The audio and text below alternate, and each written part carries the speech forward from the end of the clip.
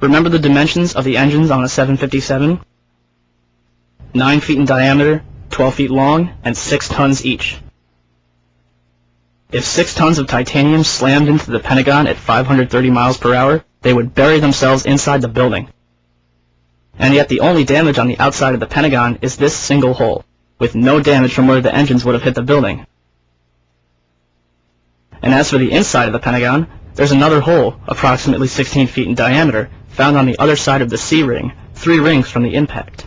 For that hole to have been caused by Flight 77, the Boeing would have had to smash through 9 feet of steel-reinforced concrete. The nose of a commercial airliner is composed of lightweight carbon. This is what usually happens to the nose of a commercial airliner in a plane crash. If the nose caused this hole, why is there absolutely no trace of it? So what could blow a 16-foot hole on the outer wall of the Pentagon, smash through 9 feet of steel-reinforced concrete, and leave another 16-foot hole? A cruise missile. This is what Slobodan Milosevic's residence in Belgrade looked like after a Tomahawk cruise missile had hit it. See any similarities? Fifth, eyewitness accounts from the Pentagon tell one of 2 different stories. The huge 100-ton commercial airliner. I looked off, looked out my window, I saw this plane, a jet, American Airlines jet coming. Or the small 8 to 20 passenger commuter plane. So it looked to be maybe a 20 passenger corporate jet, no markings on the side.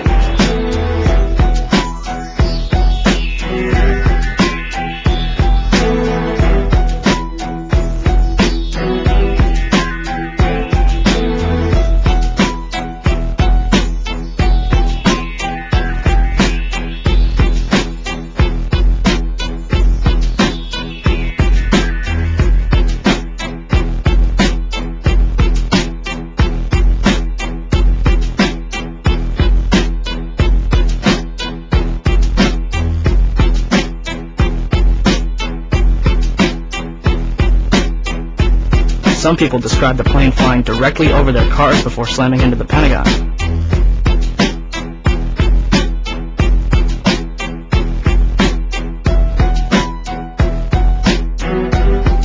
This is what happens when a car gets too close to the wake of a commercial airliner. These people should have been blown off of the highway. And a number of people describe a plane flying overhead almost immediately after the crash.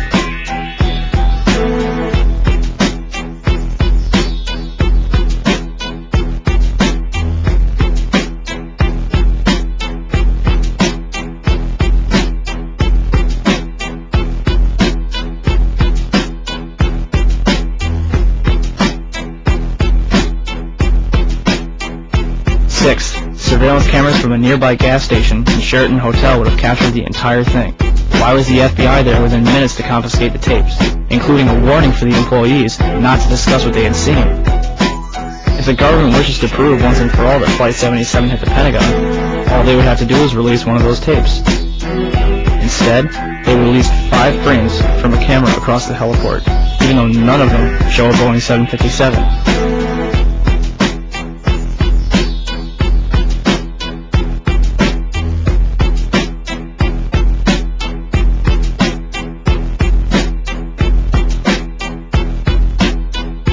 Finally, why do satellite photos taken 4 days before 9/11 show a white marking on the front lawn, marking almost the exact trajectory of whatever hit the Pentagon 4 days later? And is it merely a coincidence that the Pentagon was hit in the only section that was renovated to withstand that very same kind of attack? And that Donald Rumsfeld was safe in his office on the opposite end of the building? If the government has nothing to hide, why are they so afraid to answer a few questions or release a few videos?